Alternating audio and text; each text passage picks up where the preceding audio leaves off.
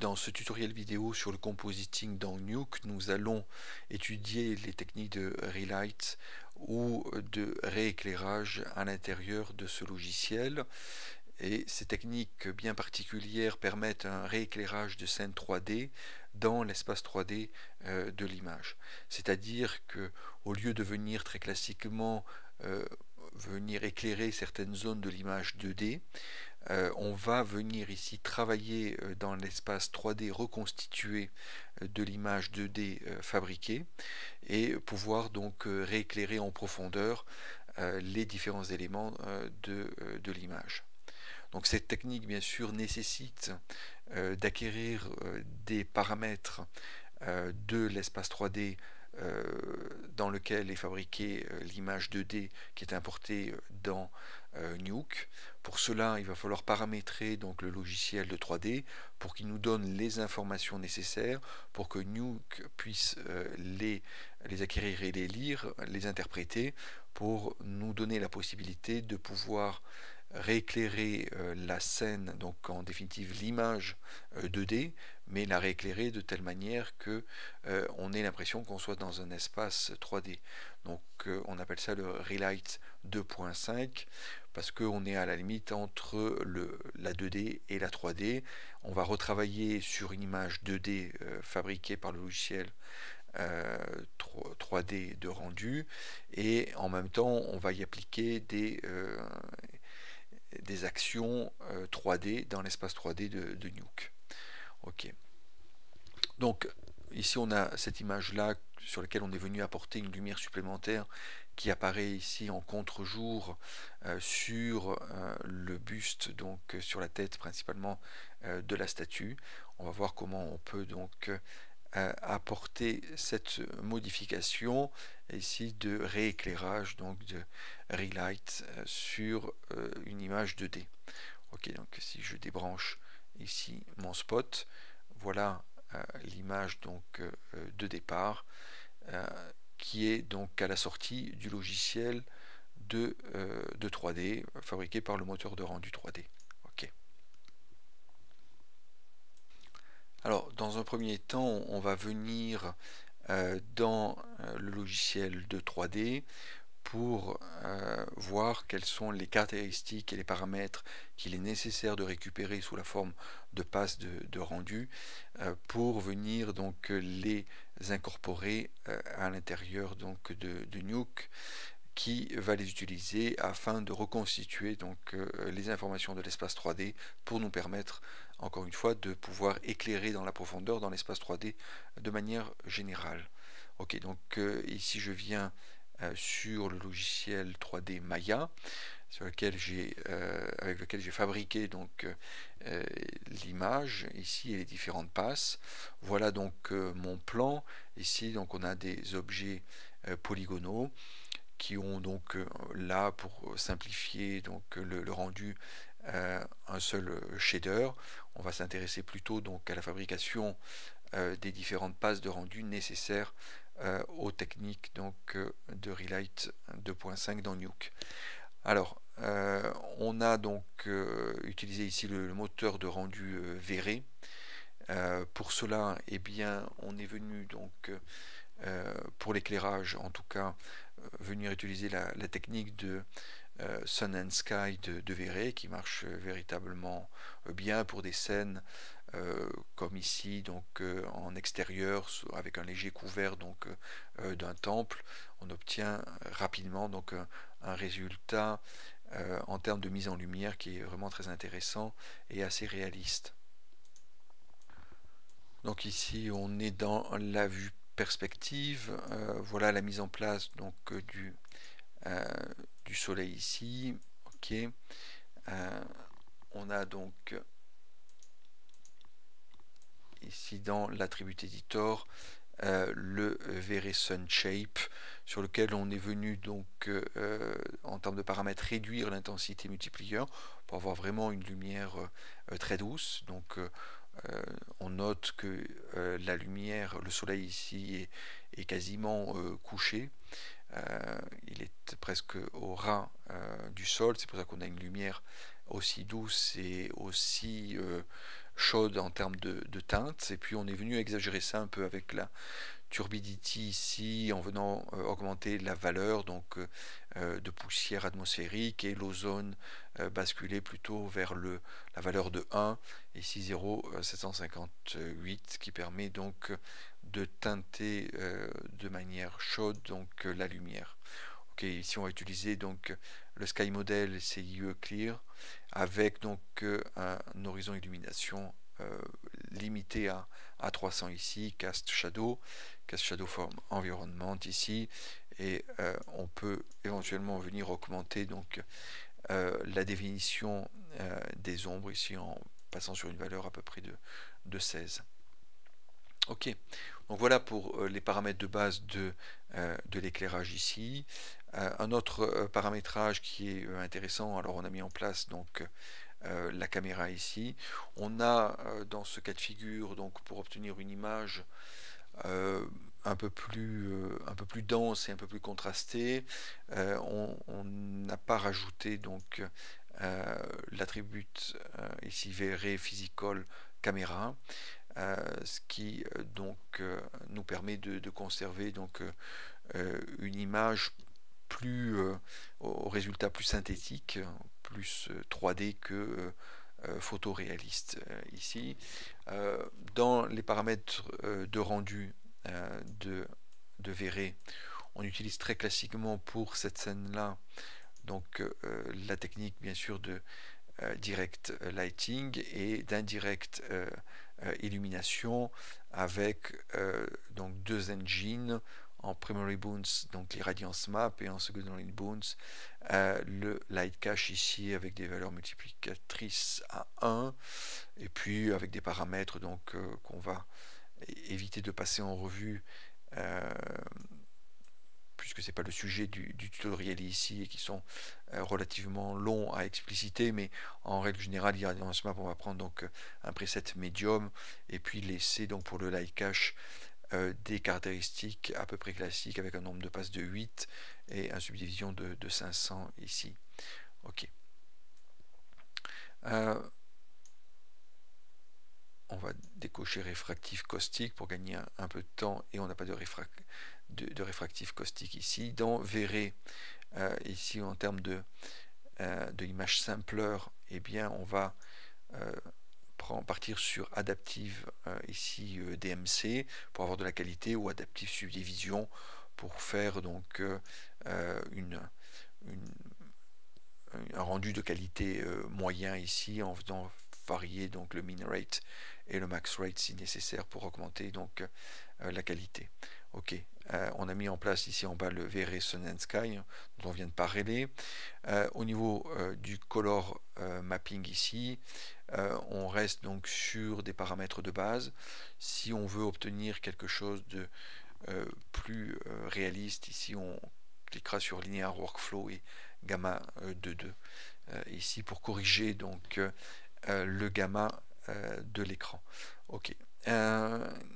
Donc les premiers paramètres ici étant mis en place, on va venir travailler donc sur le render element ici. Ça veut dire que on veut donc dans cet onglet render element essayer de récupérer le maximum d'informations nécessaires, toutes les informations pardon nécessaires donc à la technique donc de Relight 2.5 dans Nuke. Alors on a besoin principalement de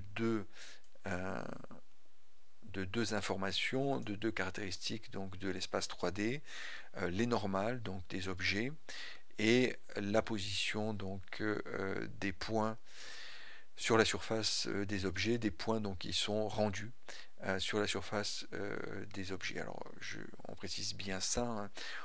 On recherche ici pas ni la position des objets, ni la situation des objets avec leur angle, donc en translate, rotate et scale, hein. On recherche bien donc avec la map normale que l'on va sélectionner ici, la passe normale, et la passe donc de position que l'on va fabriquer avec les utilitaires de Maya. On recherche bien donc des informations sur le rendu et donc sur la surface des objets rendus par V-Ray ici, moteur de rendu utilisé dans Maya. C'est bien ces informations-là qui nous intéressent et encore une fois, pas la géométrie des objets, les mèches ou les polygones. On a besoin donc des informations de rendu sur la surface des objets. Ok. Donc on met ici ce système d'éclairage en place, le système donc de rendu. On a positionné notre caméra et on va donc pouvoir maintenant pouvoir fabriquer donc les différents rendus. Donc le premier rendu eh bien, va se trouver sur le master layer ici directement. Et ça va être donc la passe de beauty qui va nous donner donc l'image finale. Ensuite, on va venir donc dans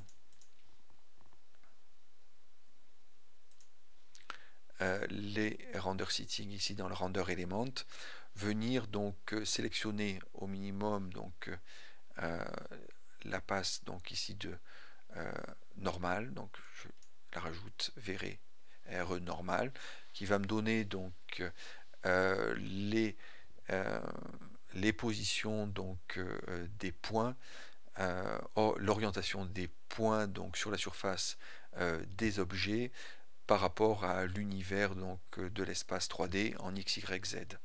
Ça veut dire que si le point rendu, qui sera donc un bout de la face rendue d'un objet 3D, est dirigé et perpendiculaire par exemple à l'axe Y, donc comme le sont par exemple donc des surfaces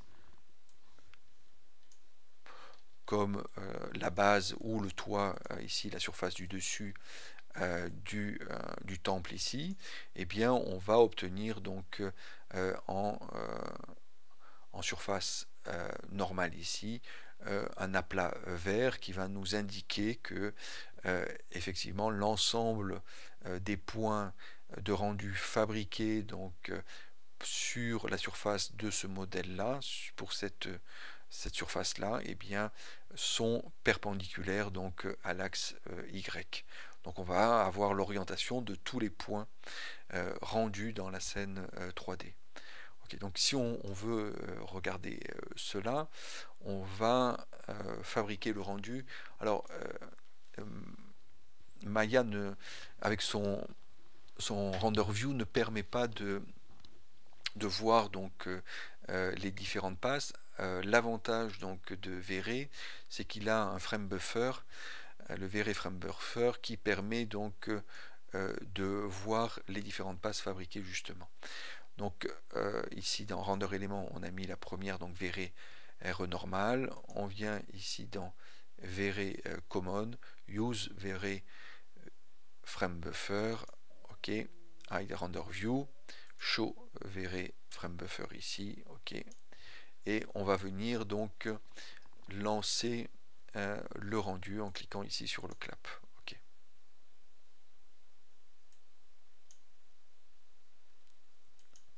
Ok.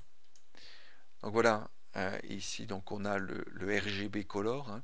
Donc là on est sur la vue perspective, et puis on va donc, comme je le disais, pouvoir voir la passe de normale, et on voit que cette passe de normale eh bien, donne des indications sur la position, l'orientation des points, et notamment on a quasiment la majorité donc de la surface supérieure ici du temple, du plateau supérieur du temple qui est vert, et qui indique donc que les points sont bien orientés perpendiculaires donc à l'axe Y, comme on peut le constater dans la scène 3D.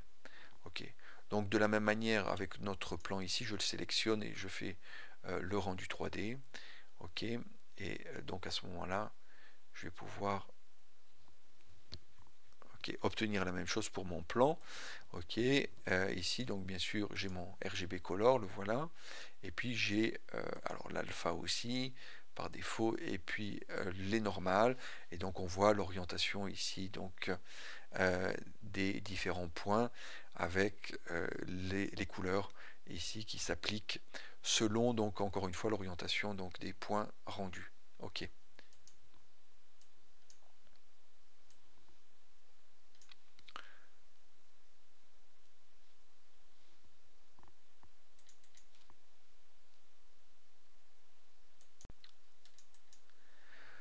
Donc ici, cette passe de normale et d'informations donc sur l'orientation des différents points rendus dans ce plan-là va servir à Nuke en fait pour faire avec une explication simplifiée, pour faire donc un effet multiplicateur selon l'orientation du point par rapport donc à une lumière qui aura une certaine intensité, mais qui aura aussi une certaine position dans l'espace 3D.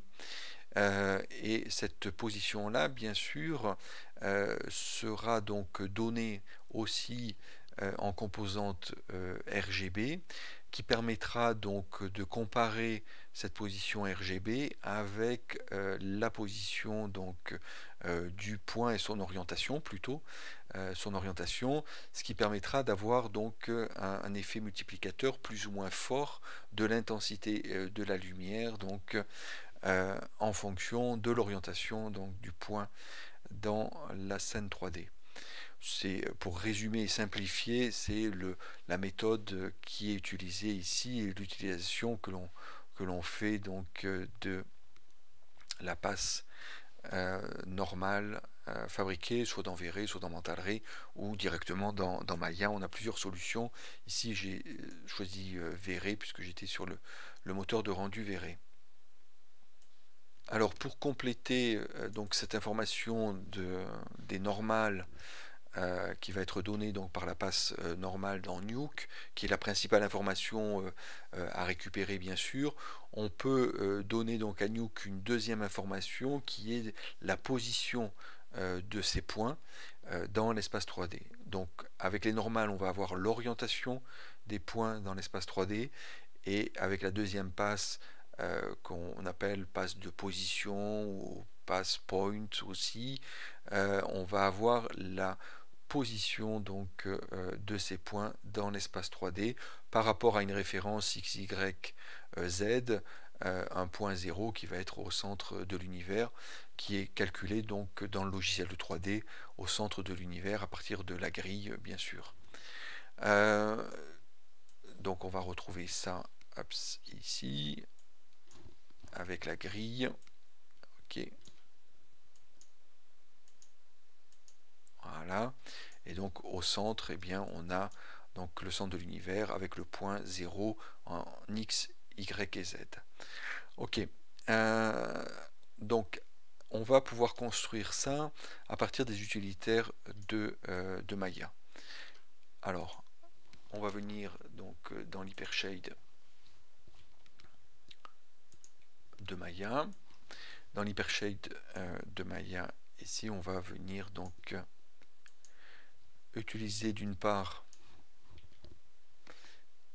une surface de type surface shader ici qui nous permet donc de travailler des caractéristiques sans être embêté ou parasité, je dirais, par des effets de lumière de la scène 3D puisque le surface shader ne supporte pas donc ne prend pas en compte plutôt les effets de lumière comme le matériau de type Lambert ou Blinn avec les spéculaires par exemple.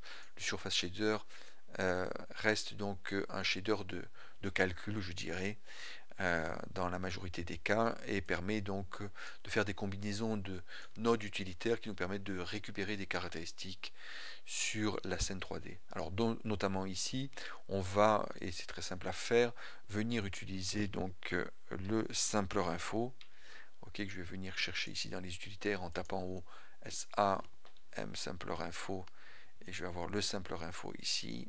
Ok. Et le sampler info, en fait, si on regarde ce node là en double-cliquant dessus, en ouvrant l'attribut editor, eh bien, on a donc différentes caractéristiques. En règle générale, le sampler info sert surtout avec cette caractéristique qu'on appelle le facing ratio, qui permet donc d'avoir une valeur variant entre 0 et 1 par rapport à l'axe de la caméra, selon comment est orienté donc le point rendu. On retrouve un peu cette notion que l'on a aussi dans les normales, hein. C'est toujours ce travail donc de l'orientation des points de rendu. Eh bien, on va le retrouver ici, le facing ratio par rapport à l'axe de la caméra et non par rapport à l'univers. Donc, principalement, on utilise pour ça. Cette fois-ci, on va l'utiliser pour une autre caractéristique, pour le point world ici, qui va nous permettre justement de récupérer la valeur en x, y, z du point rendu. Ok.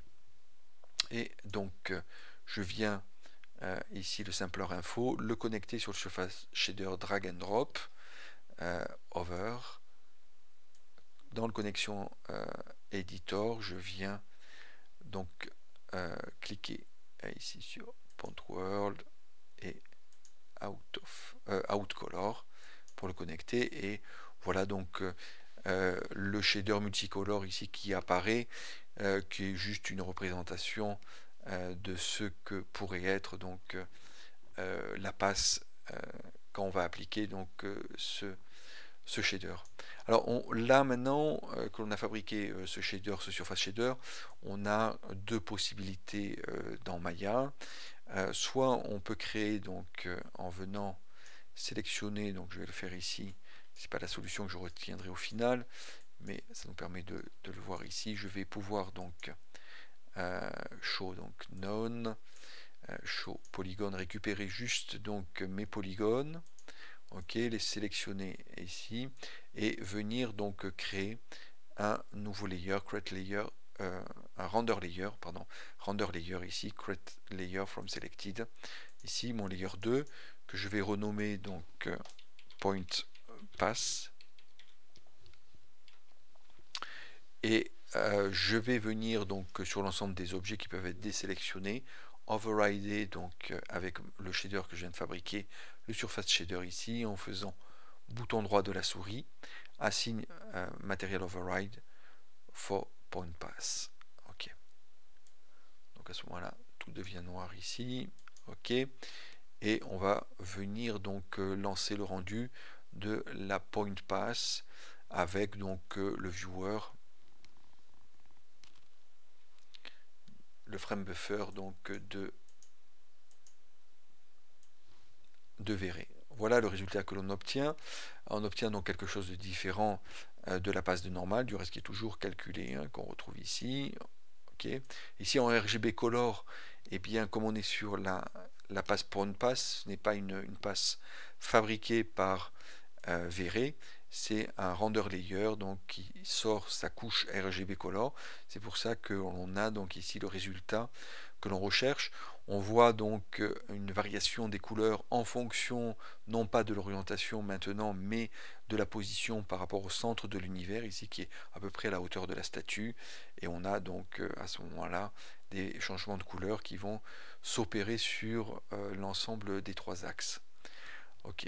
Alors ça c'est la première possibilité. On peut fabriquer donc deux layers, et ça nous donnera donc deux images qu'on viendra recompositer dans Nuke.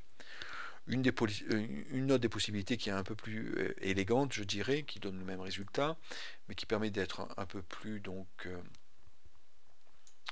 compact aussi dans la solution, hein, c'est de venir faire ce travail-là dans le render element de Vray.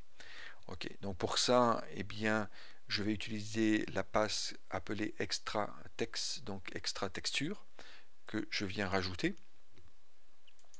Et ici, je clique donc sur extra texture et je vais ouvrir donc le panneau attribut editor d'extra texture ici, donc et j'ai la possibilité de venir connecter donc ici dans Vray texture extra texture, de venir connecter donc une texture. Alors ce que je vais faire, c'est que je vais connecter donc la texture de sampler info qui est connectée en out color. Ok, donc je viens à ce moment-là, on va mettre ça juste sur le côté, voilà. Au lieu de le connecter ici drag and drop, je prends mon sampler info, bouton du milieu de la souris, drag and drop sur texture, extra texture ici. Ok, et ici donc je sors le point world sur le V-Ray extra texture. Okay. Voilà, donc ça va me permettre donc de récupérer l'information à l'intérieur donc de la passe ici, donc V-Ray extra texture. Ok. Et je vais pouvoir donc avoir mes deux passes ensemble, normal et extra texture ou point ou position. Voilà, ici à ce niveau-là. Alors ensuite, ben, je peux récupérer donc d'autres passes, notamment je risque d'utiliser la ZDF. Ici donc ZDF, je l'ai supprimé, pardon. Je viens calibrer donc cette ZDF. Alors pour ça, pour calibrer la ZDF, de manière assez simple, eh bien je viens, hop, je l'ai déjà ouvert en flottant ici,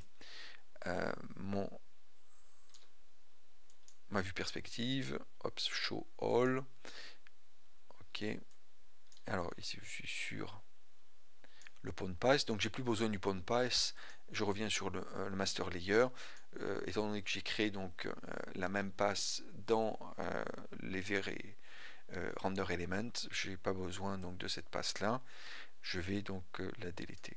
Ok, donc je reviens sur le master layer ici.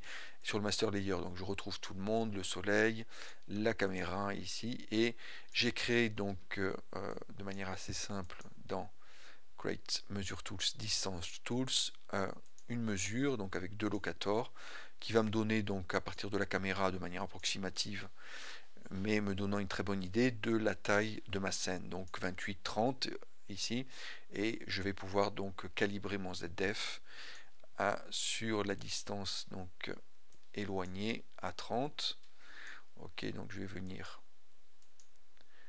ici donc V-Ray def white, au lieu d'avoir 1000, eh bien je vais avoir 30. Ok.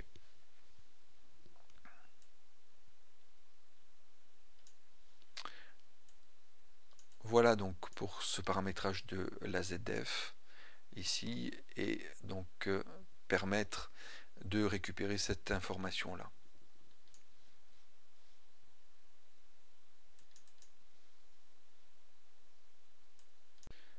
Enfin, pour terminer dans l'espace 3D de Maya et du rendu V-Ray, on va venir calculer donc une passe de mise au point qui va nous permettre donc dans Nuke de pouvoir régler donc la mise au point sur la partie qui nous intéresse donc de l'espace 3D, et notamment ici donc sur la sculpture au centre du temple. Ok, donc pour cela, eh bien, on va utiliser les nodes utilitaires de Maya. On va venir construire donc notre propre ZDF, mais plutôt donc de l'appeler ZDF, qui est le dégradé de noir à blanc ou blanc à noir, donc sur l'ensemble de la profondeur. Ici, on va créer une variante du ZDF qui va être donc la bande de mise au point blanche que l'on va mettre donc en place dans la profondeur. Ok. Donc, on va venir ici construire donc cette passe. Donc, toujours pareil, eh bien, on va utiliser un surface shader ici. Ok. Voilà. Et on va venir donc ensuite utiliser donc un node qui s'appelle dans l'utilitaire ici Light Info. Ok, voilà, ici le Light Info. Alors, le Light Info donc a quelque chose de particulier. Si je fais drag and drop ici pour le voir, over ici, a donc un paramètre qui s'appelle Sample Distance ici. Sample Distance me donne la distance entre l'éclairage, enfin le centre de la lumière qui éclaire, le point qui est rendu donc sur la surface de l'objet ici. Donc pour chaque point, j'aurai une distance particulière. Ok. Alors ce qui m'intéresse, c'est la distance par rapport à la caméra et non par rapport aux lumières. Donc ce que je vais faire, c'est que je vais customiser donc mon Light Info avec donc le camera shape, ok, ici, qui va me donner donc l'information ici que je vais pouvoir donc réinjecter dans le light info. Ok, donc en fait je vais transformer mon light info en fait en caméra info grâce au fait que je vais envoyer les informations donc de la caméra dans le light info et complètement donc modifier les paramètres de base. Donc ici je vais venir donc connecter drag and drop camera shape sur light info over et je vais venir prendre world matrix sur world matrix ici. Okay, ce qui me permet donc d'injecter l'ensemble des informations donc de la caméra sur le light info qui donc perd ces informations sur une éventuelle light et a maintenant les informations sur la caméra. Ok. Donc light info sort donc une valeur qui m'intéresse qui s'appelle la distance, hein, ok, simple distance, et donc je vais pouvoir maintenant calibrer cette distance là. Okay, donc le premier travail va consister donc à venir ramener la distance à la normaliser entre 0 et 1. On a vu que la scène donc précédemment avec un mesure tools mesurait à peu près à partir de la caméra donc une trentaine de distance. Okay, donc à ce moment-là, je peux avoir donc la valeur de simple distance ici qui prend donc des valeurs de 0 à 30 et entre 0 et 30 donc je ne suis pas bien sûr normalisé.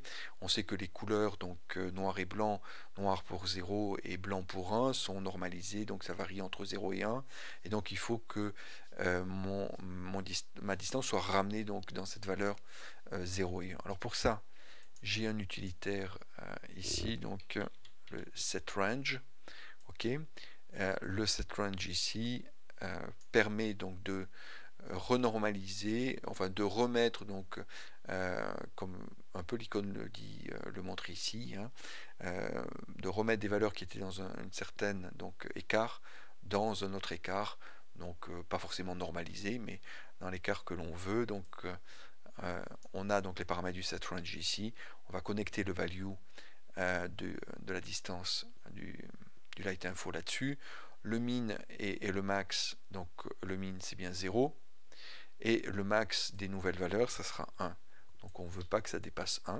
Ok, on va renormaliser par rapport à ça. Et le all min, donc c'est les valeurs de la scène 3D, c'est bien 0 au départ. Et ici, donc ça nous permet de le recalibrer, c'est plutôt 30. Et on verra qu'on peut éventuellement modifier cela. Ok. Et là-dessus, je branche le light info sur le setRange. Ok. Défaut. Simple distance. Ok. Et alors, je ne suis pas obligé d'utiliser les trois axes. Hein.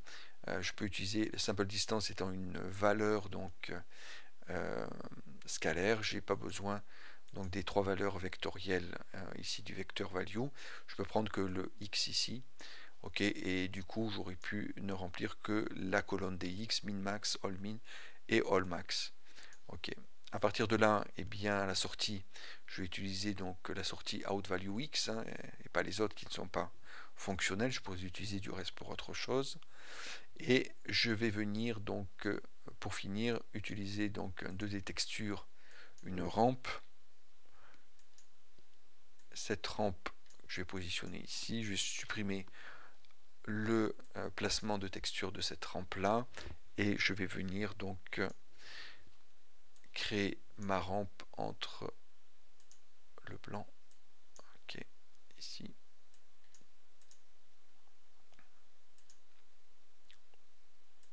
et le noir.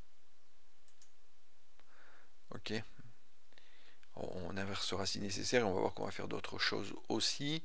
Et cette rampe là, eh bien, elle va être pilotée par la valeur du simple distance normalisé ici sortant du setRange.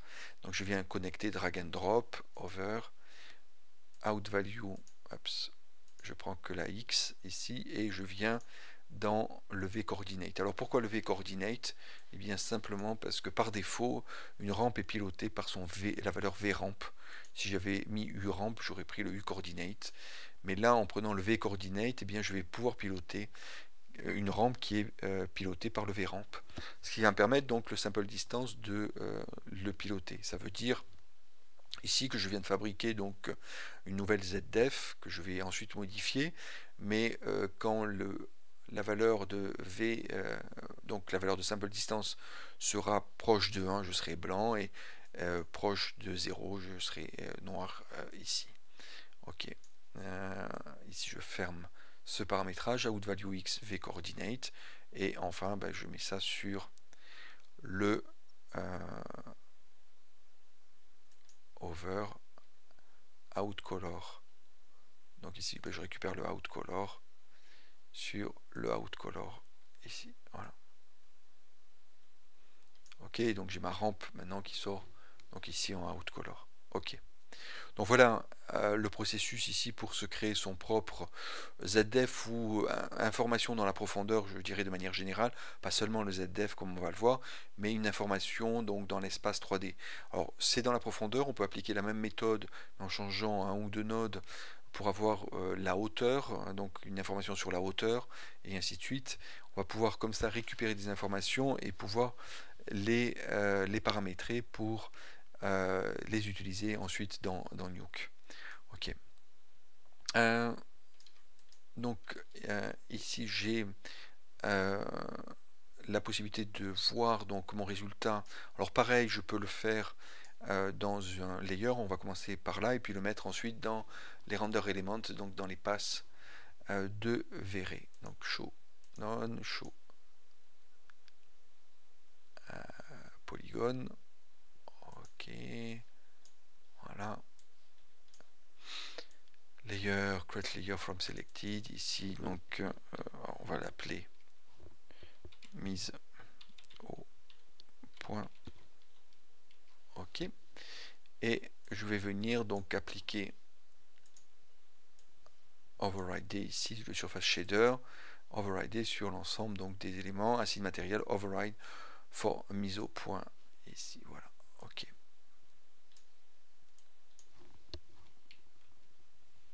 Ok, donc voilà le résultat ici que l'on obtient. En fait, on va obtenir donc ici une variation du. Alors, ce qui manque, c'est la caméra dans cette vue-là. Ok. Show all. Voilà, pour s'orienter par rapport à la caméra. Et on va venir la récupérer dans la mise au point. Assign add selected object ici. Voilà. Donc j'ai ma caméra et je vois que j'ai donc des variations de dégradé ici, donc noir et blanc, qui apparaissent. Donc, on va faire un rendu.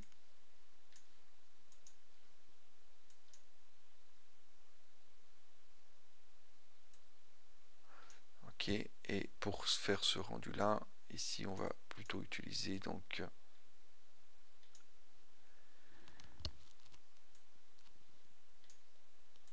ok, le rendu donc de Maya. Donc je viens sur les paramètres de render setting, Maya software ici. Ok, et je relance le rendu, select view. Ok. Donc voilà le résultat que l'on obtient ici. On voit que donc on a aussi donc une ZDEF très intéressante hein, qu'on pourra donc comparer à la ZDEF obtenue dans V-Ray, hein, qui est tout aussi intéressante, mais celle-ci on peut vraiment la calibrer ici comme on l'entend, alors que celle de V-Ray elle est déjà préparamétrée, on n'a pas exactement la main sur l'ensemble donc des paramètres.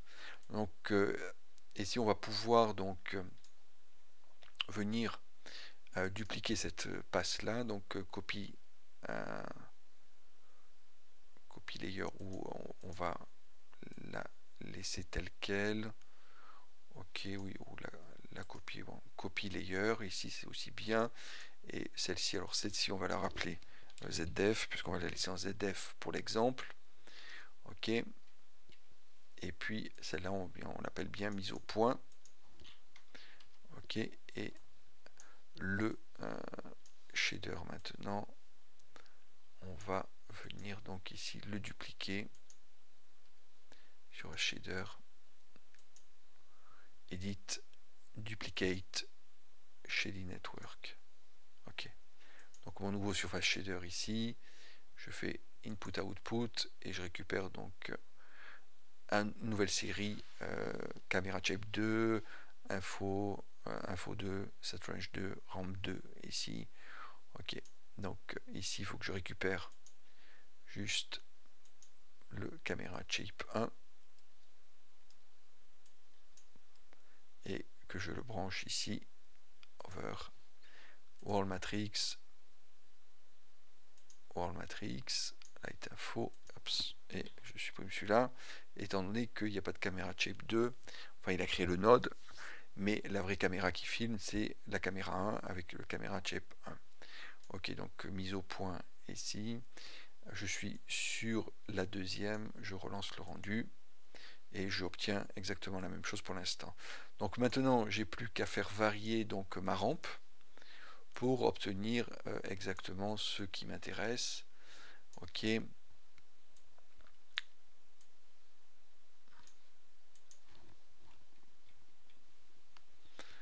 En venant donc modifier ici les possibilités de ma rampe, donc je recrée un deuxième point noir, de la même manière je crée un deuxième point blanc, ok, et je viens donc entourer les points blancs ici, ok, des noirs pour faire une bande de mise au point.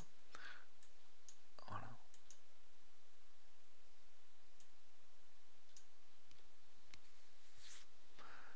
Donc maintenant que mon nouveau matériau est prêt, hein, surface shader donc 5 ici, il faut que j'override sur la scène, donc ici bouton dans la souris, assign matériel, override, ici voilà, hops, voilà, et donc on voit plus ou moins, on a une aide dans la vue 3D ici, de la zone qui va être donc blanche et donc qui va servir de mise au point. Ok, donc on voit bien qu'on est ici sur la zone de la statue. Alors on pourra bien sûr donc affiner cela, ok, en venant retravailler sur la rampe pour avoir peut-être éventuellement quelque chose d'un peu plus fin ou différent. Okay.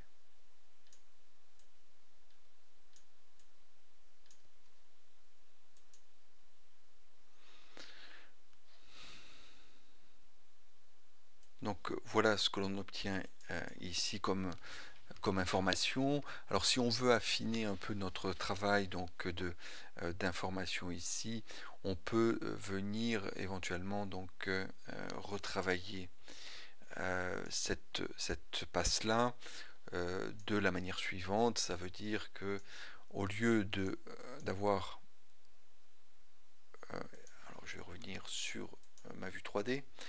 Au lieu d'avoir donc une mesure de la distance par rapport à la caméra, ce qui paraît donc logique ici pour parler de la mise au point, hein, c'est la définition même de la mise au point, ça veut dire qu'on va faire, la caméra va faire mise au point sur un plan ici qui est déterminé par le blanc, ok.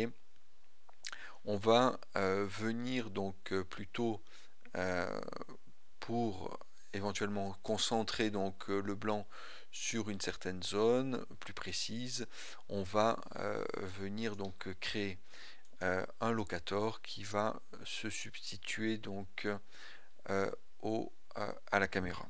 Ok, donc je viens créer mon locator ici et au lieu d'utiliser donc dans ma formule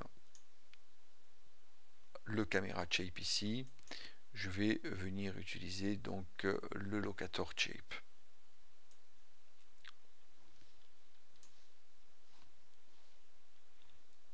Donc pour ça, je le sélectionne, je sélectionne aussi le surface shader ici. Ok, alors surface shader, locator étant sélectionnés tous les deux, et j'appuie sur input output. Ok, donc je récupère beaucoup d'informations, un peu trop, mais c'est pas très grave. Ce qui m'intéresse, c'est d'avoir donc le locator shape, ok, qui est là, et qui va venir donc remplacer le camera shape. Ok, donc je le connecte ici, over, world matrix ici. Et donc à ce moment-là, au lieu d'avoir une référence par rapport à la caméra, eh bien je vais avoir une référence donc par rapport à mon locator. Ok, on voit qu'en bougeant maintenant mon locator, eh bien je modifie donc la rampe ici pour obtenir éventuellement donc quelque chose qui est plus intéressant. Ok. Donc je peux très bien par exemple donc avoir quelque chose qui va être plus proche ou plus perpendiculaire par exemple là. Alors pour voilà, ok, quelque chose au-dessus. Et donc à ce moment-là, eh bien, on pourra avoir une information sur la hauteur ici, puisque on va se caler par rapport au locator.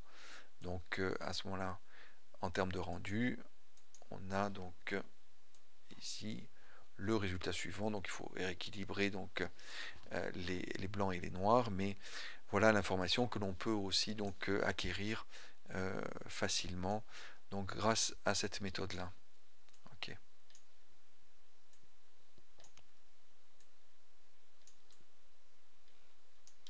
Donc ici, ce qui m'intéresse, c'est de pouvoir bien éclairer donc en blanc la statue.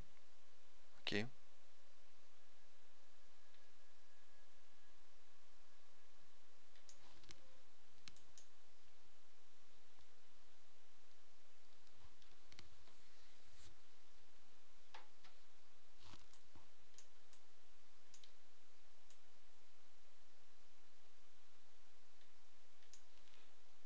Donc par exemple ici, si je veux donc mettre en valeur la statue par différentes possibilités donc de post-prod et récupérer cette information là, eh bien je viendrai par exemple essayer de positionner mon locator par ici, voilà ce que ça pourra donner éventuellement à ce niveau-là comme passe de rendu. Ok.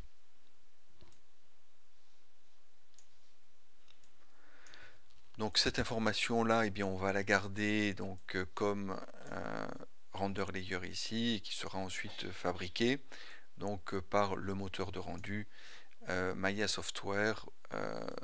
Certains nodes utilitaires de Maya Software ne fonctionnant pas donc avec Vray, il ne sera pas possible donc de venir rendre ce shader là dans le Vray Element. Ok. Donc ce que l'on va faire ici, c'est qu'on va garder les deux passes de ZDef et de mise au point ici, le master layer, les trois passes, les trois render layers ici, et ici sur le master layer, eh bien, on va revenir bien sûr donc en Vray. Ok, avec les paramètres qu'on a définis et les render elements qu'on a récupérés ici, on récupérera de ZDef, on verra quel est le meilleur des deux. Et puis en fait, en venant donc sur le ZDef au-dessus, eh bien on peut rester en Vray, mais là on va passer donc on va faire un layer override, create layer override et Maya Software, et de la même manière ici create layer override sur la le render layer mis au point aussi, on va faire du rendu Maya Software. Voilà donc la possibilité de combiner donc les rendus, de profiter au mieux donc des différents rendus.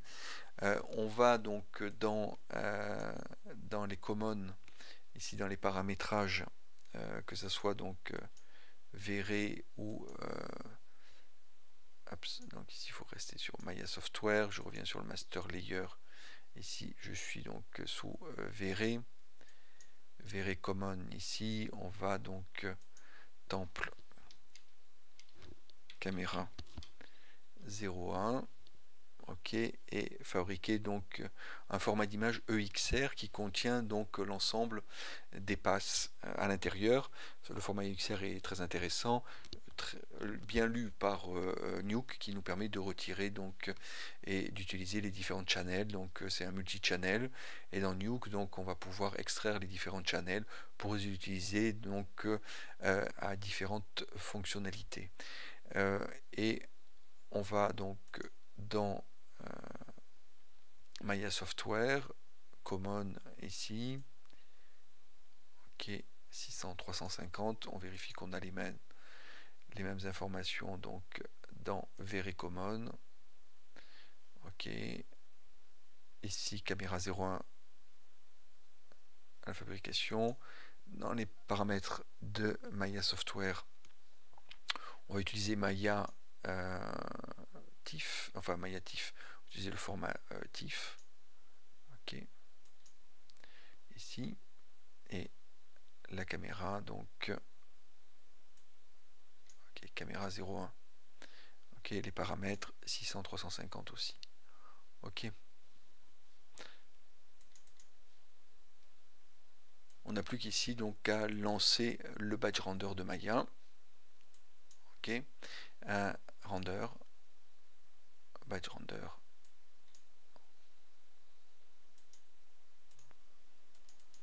Dans cette deuxième partie du tutoriel vidéo sur le relighting dans Nuke, après avoir réalisé les différentes passes techniques et obtenu les différents paramètres nécessaires à Nuke pour nous produire donc une réillumination de la scène dans l'espace 3D, on va pouvoir donc maintenant aller justement dans le logiciel Nuke pour venir combiner l'ensemble de ces paramètres que l'on a créés à partir du rendu 3D soit de Maya, soit de Vray. Éventuellement, on pourra avoir donc la même approche avec d'autres types de moteurs de rendu comme Mental Ray par exemple, que l'on retrouve donc sur Maya mais sur 3ds Max et XSI.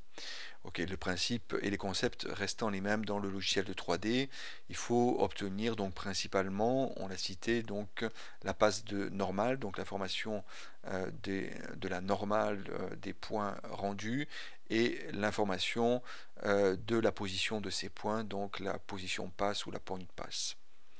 Ok. À partir de là, donc on va venir sur Nuke.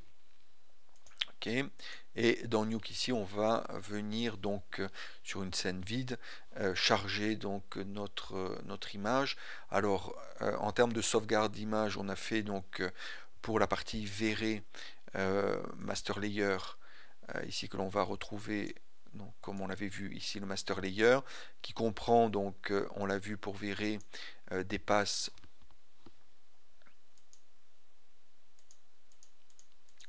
qui sont dans le render element ici avec extra texture normal et zdef et le beauty qui va venir s'additionner automatiquement vont former donc un seul fichier. Toutes les informations vont se retrouver sur un seul fichier de format EXR multichannel qui permet justement en un seul fichier de regrouper l'ensemble des différentes passes. Ok, donc cela bien on va le retrouver maintenant donc dans Nuke bien sûr en venant charger donc ce fichier EXR. Donc ici je drag and drop à partir du répertoire donc mon fichier EXR, je le connecte et voilà ce que j'obtiens. Ok.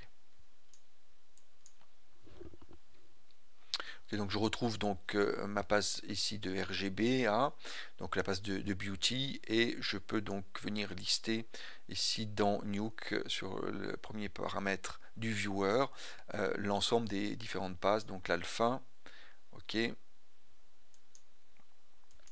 le def ici, le normal, ok, et le sampler info pour la position ici des points dans l'espace 3D de Maya. Okay, donc j'ai l'ensemble de mes passes sur le point EXR qui va me permettre donc de réaliser ma construction nodale pour venir rééclairer donc cette scène de manière 3D sur l'image. Ok, on va voir comment, bien sûr.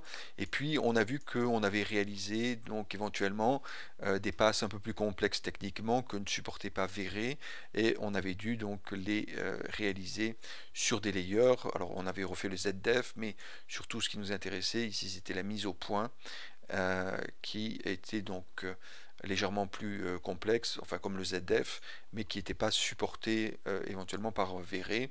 Et donc on avait fait un rendu à part. Donc ce rendu à part, eh bien, on va le retrouver dans des images TIFF que l'on va venir donc mettre à côté. Ok, donc on a ici le ZF et ici donc ce qu'on a appelé la passe de mise au point ici, une focalisation donc sur une zone de l'image. Si je clique sur 2 ici, ok, et je reviens donc sur RGBA, je retrouve ma passe, et sur 3 je retrouve ma passe de ZF ici. Donc je vais pouvoir d'une part, et ça c'est intéressant pour cela, pouvoir combiner donc différents channels venant d'un même fichier EXR, et en même temps la technique donc de combiner les channels de différentes images pour obtenir le résultat recherché. Tout dépend bien sûr du format utilisé, ici EXR, et puis à côté donc le formatif. Le formatif qui contient, comme on peut le voir, l'alpha bien sûr, que l'on peut donc venir récupérer pour information. Ok. Donc maintenant qu'on a mis en place nos différents éléments en import d'images et d'informations ici avec la mise au point et le ZF, on va commencer à regarder donc ce que l'on peut faire avec ces éléments-là sans passer véritablement par le relighting 2D, 2D, 3D de Nuke, hein, pour vraiment faire la différence entre ce que l'on a besoin et jusqu'où on peut aller donc avec les techniques classiques ici de rééclairage, de réillumination donc d'une scène. Alors pour ça, on va faire euh, la composition suivante. On va venir créer donc une rampe. Ok, ici, rampe. Ok, Apps, voilà. Et cette rampe, on va venir donc la positionner. Ok, donc pour voir ce que ça donne. Ici, 0 et 1. Ok, on se met à peu près ici au milieu. On va corriger si c'est nécessaire. On étire pour avoir un niveau de gris intéressant. Voilà. Ok, on va partir sur ce dégradé là. Et on va construire donc un alpha ici que l'on va utiliser ensuite comme masque pour venir corriger donc l'exposition de notre image de ce côté-là, la rééclairer par exemple. Ok, donc j'ai ici ma rampe. Je vais venir donc utiliser un merge. Ok. Et le merge, je vais venir donc mélanger la rampe et le merge ici, donc A, B, ok, voilà, pouvoir venir ajuster ici, donc voilà, les deux éléments ici. Donc ici la rampe vient se poser donc en merge donc sur le B background ici qui est donc le ZF, et donc la rampe va influencer par un système de fusion de type over, et ici donc la rampe. Alors on peut bien sûr utiliser un autre type de merge, d'opération, style multiply par exemple, donc ce qui permet de limiter véritablement donc l'éclairage à une zone particulière. Ok. Donc on aura la possibilité aussi d'utiliser donc le mode overlay ici, qui est peut-être un des modes les plus intéressants. Enfin, on va voir selon donc la modification de luminosité d'éclairage que l'on va réaliser maintenant. On a donc le ramp, le read 3 ici, le merge, qu'on peut maintenant le décrocher. On va venir chercher donc l'image, ok, sur laquelle on veut travailler, donc la passe RGBA là, et venir donc chercher. Donc maintenant on va venir chercher un node de modification donc de la luminosité, par exemple l'exposition ici qu'on va intercaler donc ok,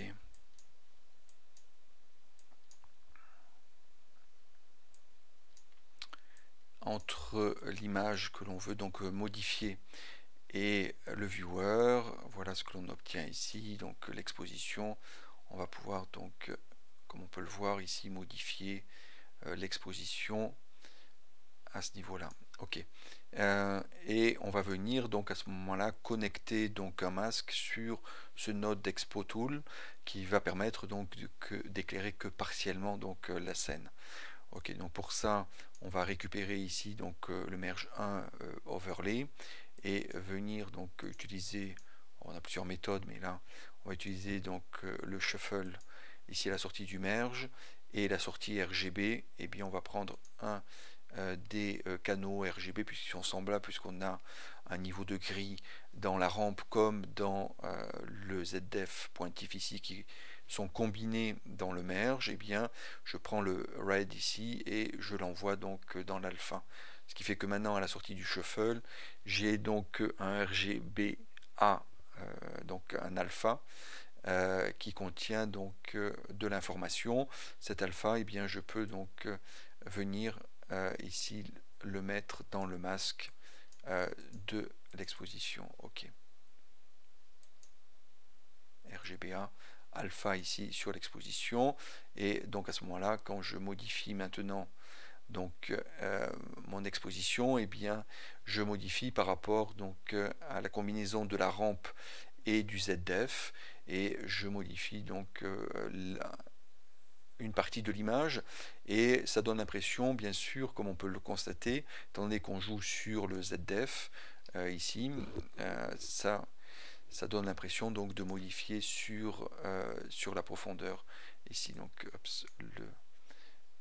le ZDF ici est légèrement décalé, on va le recaler ici avec un node transform que j'ai rajouté pour recaler ici légèrement. Donc on a la possibilité, hop, je reviens sur ma construction, de pouvoir donc modifier l'exposition avec une combinaison donc intéressante d'un ramp et d'un ZDF. Et bien je peux obtenir donc une pseudo modification de l'exposition dans la profondeur ici. Donc voilà, Ops. Ok. Voilà donc ici la possibilité de rééclairer donc une partie de la scène en jouant donc sur le ZDF et en faisant croire qu'on fait donc un éclairage dans la profondeur, donc dans la 3D de l'image. Ok, donc voilà une des premières méthodes. Alors on peut venir donc remplacer bien sûr le ZDF classique que l'on connaît par tout type donc de d'autres possibilités et d'informations recueillies donc à partir du logiciel de 3D de la scène de 3D. Notamment on peut essayer donc avec notre passe ici donc de mise au point, où on voit que l'on va donc privilégier ici on va recaler le B, voilà, ok, ici on va descendre un peu donc la densité, mais on voit donc on peut juste venir éclairer donc certaines parties bien sûr de l'image qui donneront l'impression encore une fois que l'on éclaire donc à l'intérieur de l'espace 3D de l'image.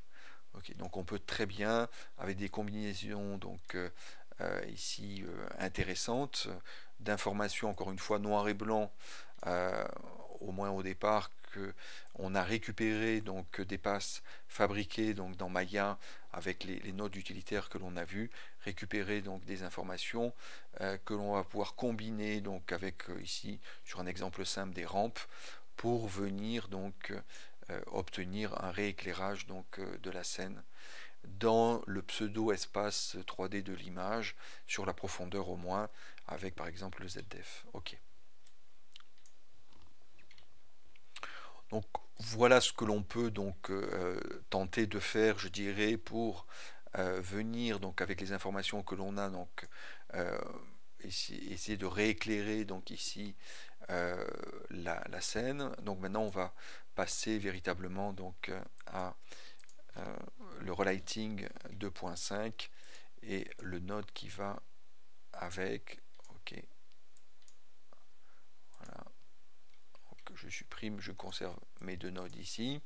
Ok, et je supprime l'expo tool aussi. Je retrouve donc maintenant mon image. Donc bien sûr les techniques que l'on vient de voir de modification de luminosité, ou on peut faire la même chose sur les couleurs bien sûr, de l'image, hein, même avec le node d'exposition ici. On aurait pu jouer sur les trois canaux différenciés RGB pour modifier et en luminosité et en teinte donc la teneur d'une partie de l'image avec cette technique donc d'utilisation des passes donc noir et blanc fabriquées donc dans Maya. Ok, mais on n'a pas donc vraiment la possibilité de pouvoir placer une lumière qui va éclairer donc dans un axe directionnel par exemple donc la scène 3D ici représentée en 2D. Donc c'est maintenant ce que l'on va faire dans cette construction. Donc pour ça, eh bien, on va venir chercher donc le node de Relight. Ok, bon, on va venir ici. Hops.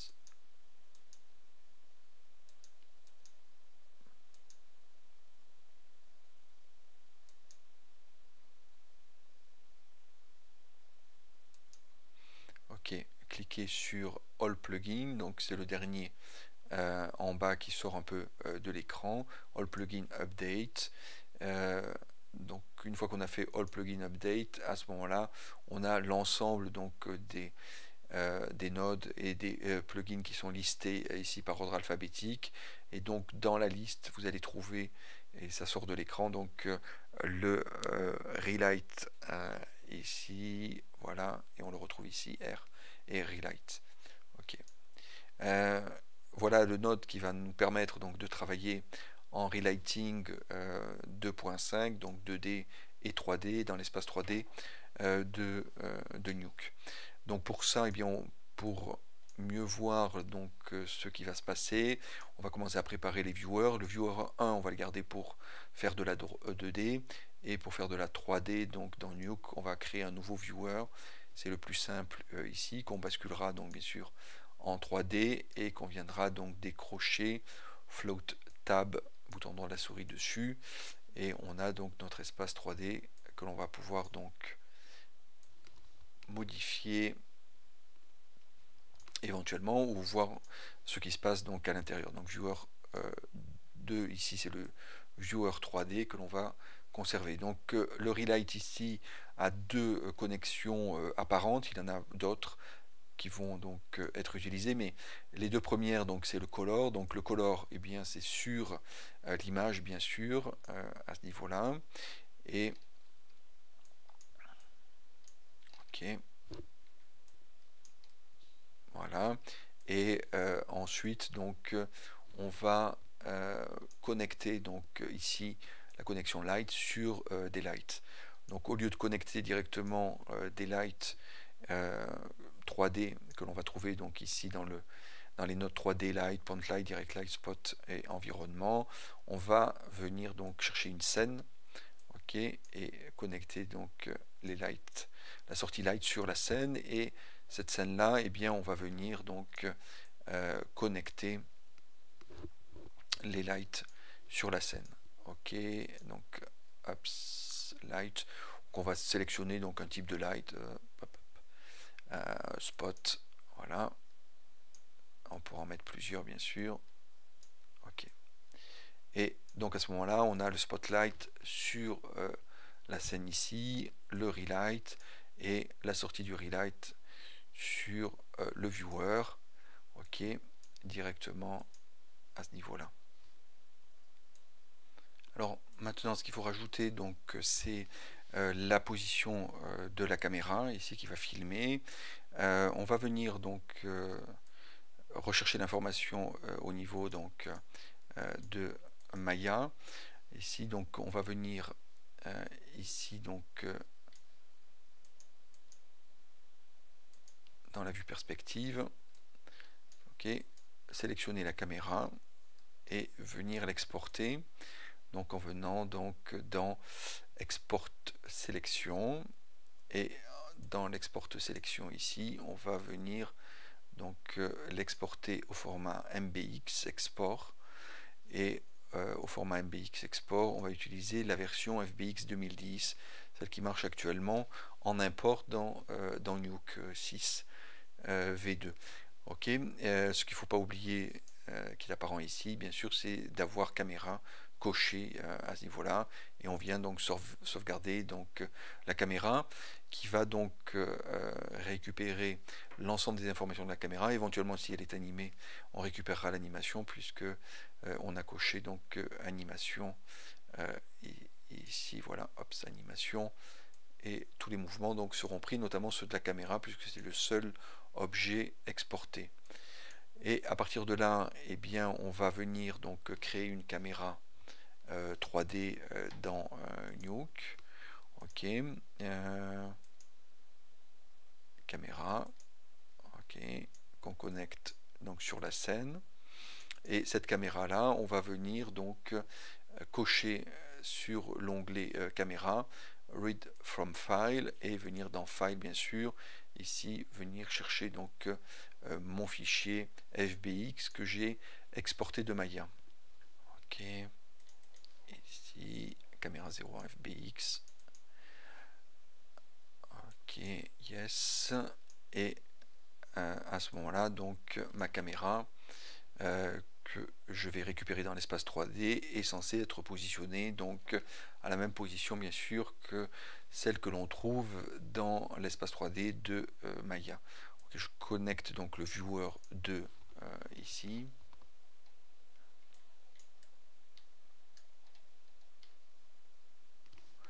Et je regarde donc le résultat. Je connecte le viewer 2, enfin le relight sur le viewer 2 ou sur la scène. Si je viens donc sur le viewer 2 dans l'espace 3D, donc ici 2D, 3D, je passe par Tab ou V pour en raccourci clavier 3D, et j'obtiens ici donc le dispositif, le premier dispositif que je mets en place, donc la caméra. Alors on voit que la caméra a une position par rapport aux axes donc de l'univers qui sont ceux aussi des axes de l'univers de Maya, qui est relativement bien positionné, qui paraît cohérent donc par rapport à la caméra mise en place dans Maya. Et j'ai ici donc ma lumière, mon spot que je peux donc venir décaler. Ok, ici, ok, le spot. Donc on va appuyer sur CTRL pour le tourner, pour qu'il soit en place pour venir éclairer. Donc voilà. Ok.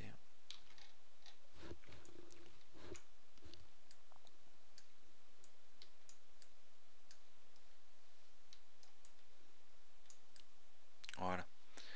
Ok, donc caméra, spotlight ici en place pour l'espace 3D. Ok, il reste plus qu'à mettre en place donc sur le node Relight. Alors hop, la caméra maintenant on peut la mettre directement sur le node Relight, cam ici, ok, voilà. Et on va venir donc sur le node Relight utiliser donc le dernier élément qui apparaît, le matériel ici, avec donc les shaders 3D. On va prendre pour commencer un diffuse, ok.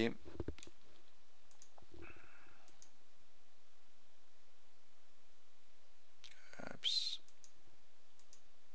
Voilà, et venir connecter donc le diffuse au niveau matériel ici, ok. Donc maintenant que le système est en place, donc on récapitule ici, donc on a autour du Relight en connexion, donc rentrante, le canal color qui vient donc l'entrée color qui vient donc de l'image. Au niveau light, on transite par une scène 3D, de la manière de pouvoir donc modifier dans la scène, dans l'espace 3D de Nuke.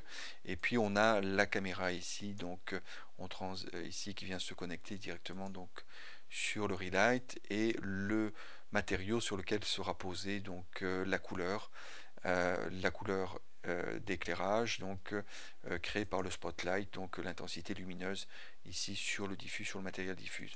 Et on vient donc connecter en deux par exemple sur le viewer. Donc en revenant maintenant sur le node Relight, il faut finir de donner donc deux informations à Relight. La première, donc, c'est le normal vecteur pour donner l'orientation, donc comme on l'a décrit dans la première partie du tutoriel, des éléments, donc des points de rendu ici je viens donc chercher normal vecteur ici normal, ok. Et puis le deuxième élément, et ici c'est le point position, qui va permettre donc ici de localiser précisément donc dans l'espace 3D les points de rendu, et je viens chercher ici donc sampler info. Ok, et le résultat apparaît donc maintenant. Ok, ici, voilà. Ups. Voilà, donc ici on a le node Relight qui est connecté directement donc sur le viewer, et on voit donc l'éclairage du spot sur le diffuse directement, hein, et on va pouvoir donc avec le viewer ici, alors on n'a pas pour l'instant, et on va y arriver, mais on n'a pas pour l'instant donc une visualisation dans l'espace 3D de l'image. On va le faire apparaître avec 2-3 nodes supplémentaires, mais on a toujours donc la caméra et puis la lumière ici spotlight, et on peut la piloter. On va s'apercevoir que, je vais la mettre ici un peu de côté, on va s'apercevoir que la modification, voilà, de la position de la light donne bien sûr donc des modifications d'éclairage ici du résultat de l'image 2D, dans l'image 2D. Ok. Donc dans les paramètres du spotlight ici, on va augmenter l'angle. On voit que ça modifie bien sûr donc le résultat. L'intensité, si on veut, je vais l'exagérer exprès, éventuellement donc la couleur, ok, pour avoir quelque chose. Voilà.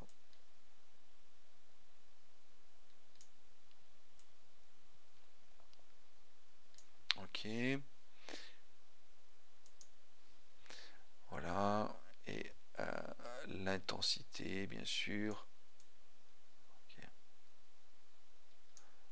L'angle, voilà, et puis pénombre angle, très important pour diffuser, ok, pour pas avoir quelque chose de marqué. Voilà, ok. La décroissance latérale, donc sur le cône fall off, ok. Et fall off type ici linéaire pour la décroissance donc par rapport à la distance du centre de la light, et donc à ce moment là on doit remonter l'intensité bien sûr, mais on a une petite décroissance alors linéaire, quadratique, cubique que l'on peut donc utiliser. Ok, donc là en fait on voit ce que donne donc le node Relight directement, le rééclairage donc de la scène 3D bien sûr. Donc je le mets maintenant en dessous ici mon node, j'appuie sur CTRL dans l'espace 3D sur un objet pour faire pivoter, donc, et on voit à ce moment là la modification d'éclairage. On est vraiment dans cet espace 3D ici. Ok, Hops, voilà, et on va venir, voilà, rééclairer.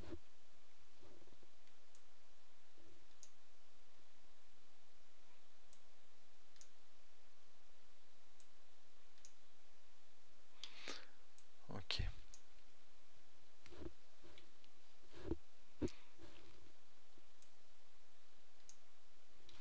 Voilà, donc pour faire un éclairage vraiment ponctuel, ici sur la statue, sur une colonne, un bout de colonne, et ainsi de suite, on pourra éventuellement donc réduire l'angle pour n'obtenir qu'un éclairage quasi donc sur la statue, ou augmenter ici, voilà, un peu plus. Ok, donc on voit vraiment que l'on travaille donc ici en 3D. Les informations sont bien comprises par Nuke, tant au niveau donc de l'orientation des avec la passe de normale, que au niveau donc de la situation, de la localisation dans l'espace 3D. Ok.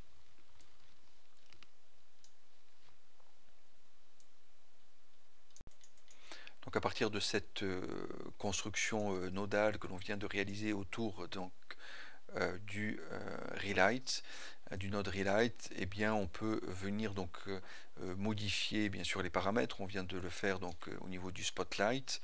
On peut le faire donc au niveau du matériau ici du diffuse, hein. Venir donc changer, donc on va garder le diffuse de côté, hop, par ici, et hop là, shader, donc changer par exemple pour un fong. Okay. Voilà, qui va donner donc des zones de brillance, hein, comme le gère donc le fong en termes d'illumination. Donc on a le fong ici, on a sa couleur, le diffuse, le spécular, donc plus ou moins fort ici. Donc on fera ressortir donc les spéculaires et le shining. Hops. Ici. Ok. Donc on aura d'autres paramètres ici avec le Fong et un autre résultat qui nous permettra donc d'obtenir une map ici de relighting différente.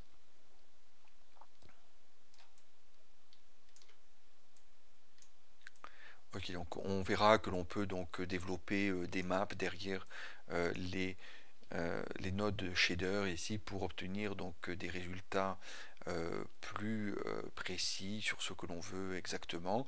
Donc pour l'instant on va rester donc avec le fond ou avec le diffuse ici sur le node relight, et afin de finir la construction donc de notre système nodal autour du relight ici, ce qui serait peut-être intéressant, c'est de venir récupérer donc l'information 3D de mon espace. Alors je peux toujours venir charger donc la scène 3D ici donc avec le node de géométrie, donc read géo, qui va me permettre donc de lire des fichiers donc OBJ, et je peux à ce moment-là donc venir lire mon fichier OBJ pour le charger dans ma scène et le connecter ici bien sûr sur ma scène que j'ai mis en place pour cette raison-là, entre autres.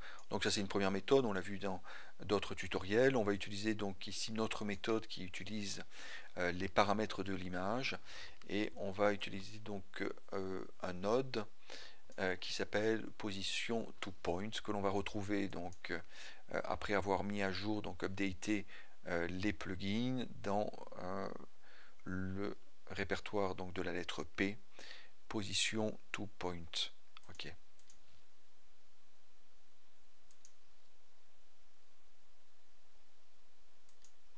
Ok.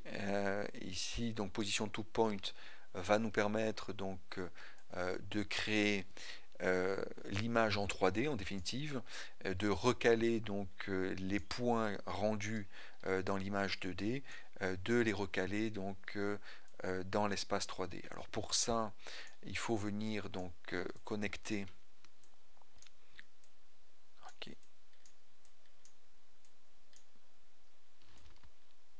Il faut venir collecter donc le canal color sur l'image. Voilà qui est fait. Et venir donc connecter le position to point sur la scène ici.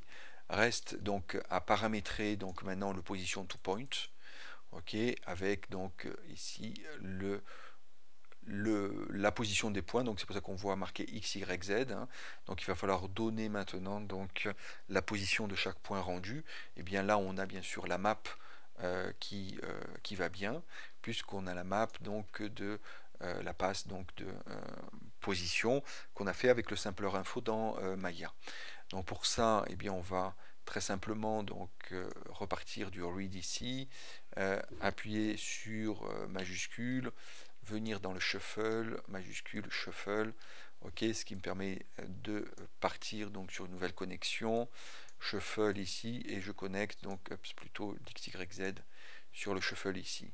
Donc je transite par une modification ici des channels, en prenant soin en in ici de ne pas prendre le RGBA bien sûr, mais le fameux sampler info, ok, et ce sampler info, eh bien, on va l'envoyer en RGB donc sur la sortie RGB du shuffle, qui va donc venir se connecter ici sur le position to point. Ok. Donc dans le viewer maintenant, qu'est-ce qu'on obtient comme résultat? Eh bien on obtient donc la vue en 3D de notre image. Ok, donc c'est bien tous les points ici de notre image. On pourrait se mettre du reste dans la vue caméra. ok, et on retrouverait donc notre image constituée de points positionnés donc à la bonne profondeur et plus que ça donc à la bonne position dans l'espace 3D. Et si on repasse donc en mode 3D, en 3D, on y est, pardon, hop, on quitte la caméra aussi simplement, on pivote et on voit le trucage dans le sens où on a ici donc le dispositif des points dans l'espace 3D. Ok. Voilà. Donc ça va nous permettre de venir travailler donc avec la lumière sur les zones qui sont visibles dans l'image. C'est pas la peine de essayer de venir rééclairer donc derrière l'image, par exemple derrière les premières colonnes ici, hein. Ça sert absolument à rien parce que la caméra donc et l'image donc avec la position de la caméra filme comme si on s'y remet un peu dans cette position là de la caméra, voilà, hop, ici donc filme comme ça et dans cette position-là, et ça sert à rien d'avoir l'éclairage. Donc c'est assez intéressant, et c'est peut-être plus intéressant d'avoir ici donc le rendu de la position donc des points rendus pardon, dans l'espace 3D pour venir donc jouer sur les lights à ce niveau-là. Ok. Donc ici on va venir ajouter donc une deuxième light. Ok, et donc ici spotlight. Ok, et light, point light, voilà, Oups, dans la scène 3D, pas sur le spot, ok, sur le spot, ici, point, et on a donc notre point light qui ici éclaire en blanc. Donc la point light, eh bien, elle est placée, donc je vais mettre légèrement sur le côté, ok, on voit, elle est placée ici à l'intérieur donc de l'espace 3D. Ok, on va essayer de la récupérer, de la déplacer. Voilà, donc on voit la modification. Okay.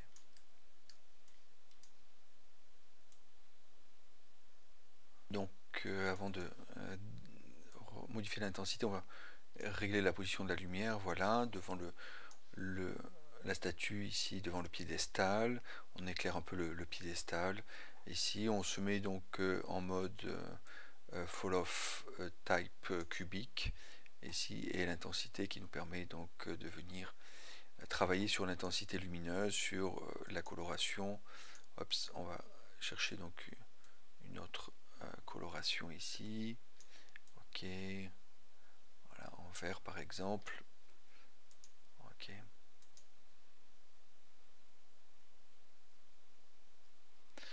Ok, donc voilà donc ce que l'on obtient ici. Alors un peu plus de ce côté-là. Voilà, et donc un éclairage donc ici du piédestal. Ok, en vert.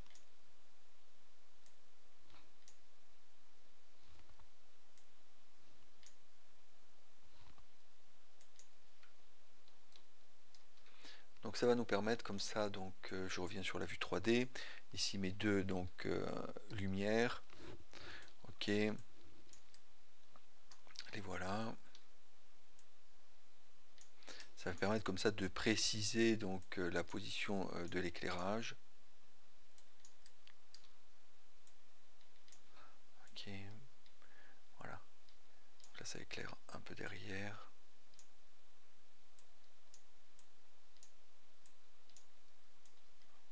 Ok.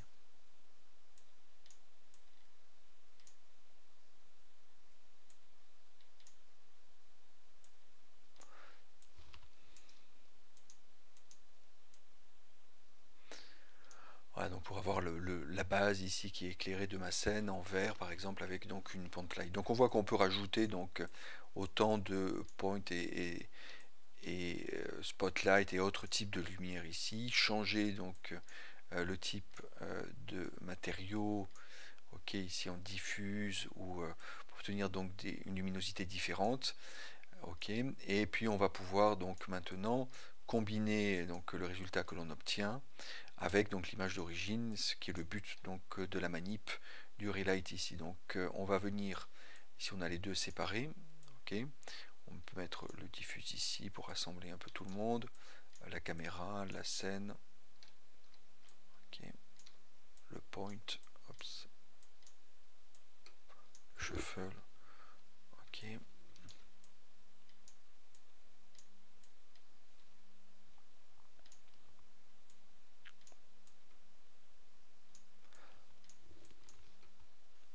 Donc ici, l'aménagement, on peut appuyer sur CTRL, ok, pour venir aménager donc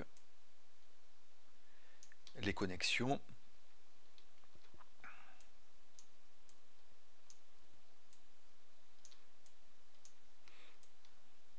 Ok. Voilà, et puis on va venir donc ici, ops, avec le relight.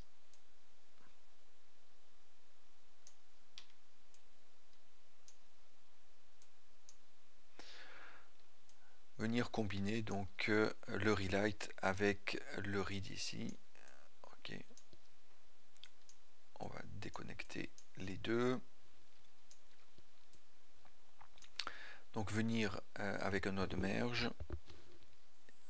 Donc j'appuie sur majuscule merge en ayant sélectionné donc le read ici, donc ça va être plutôt le background, le B qui vient là, et le A donc sur le relight, ok, et le merge over en résultat.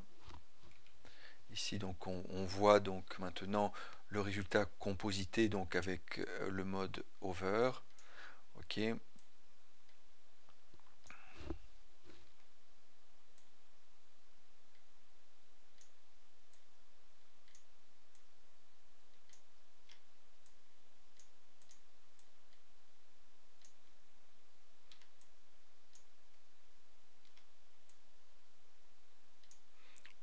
Je récupère juste ici mon relight, donc il rentre en A, le read qui rentre en B ici, ok, et qui vient donc sur le viewer au final.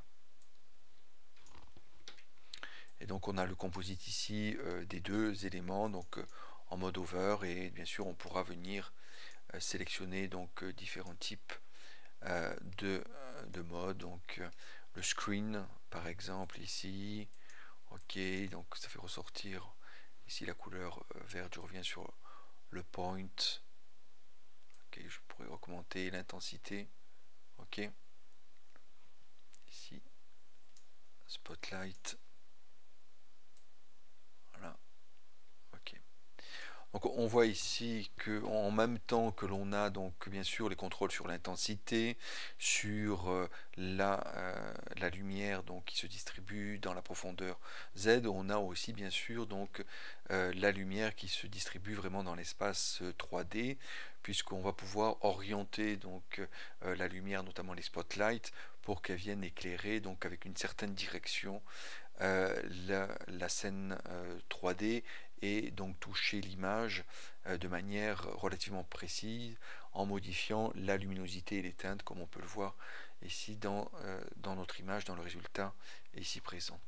Ok, donc dans la vue 3D, voilà le résultat que l'on a, hein, donc la vue de l'image rendue en 3D et avec donc les lumières qui sont ici positionnées avec la position de la caméra. Ok. Donc voilà le résultat premier que l'on peut obtenir ici, le mode donc de relighting 2.5 dans Nuke. Donc ici pour terminer sur cette première partie donc du tutoriel de Relight dans Nuke, on montre ici, on présente donc l'arborescence de manière plus précise en venant la mettre donc dans la partie droite ici à la place du property bin que l'on a descendu en bas. Donc on rappelle ici le node Relight qui a pour connexion donc color le read le fichier donc XR en connexion, la caméra, la scène qui permet de connecter donc des lights comme on l'a vu point et spotlight ici, et puis un matériau, ici on a utilisé diffuse qui va donc venir servir de support donc à l'éclairage de Relight Enfin, donc, la possibilité de voir dans l'espace 3D l'image donc et la position des points rendus dans l'espace 3D avec le node position to point ici connecté donc à l'image donc au node read et en information x y z donc on va passer par le shuffle ici qui récupère l'information de la passe de position créée dans Maya par le sampler info. Ok, ici, voilà, et la caméra ici connectée. Voilà donc la connexion et ensuite donc la sortie de Relight qui me donne donc l'éclairage rajouté, combiné donc à l'image de base, ici fusionné, donc mergé donc avec le node merge screen par exemple, et le viewer juste en dessous.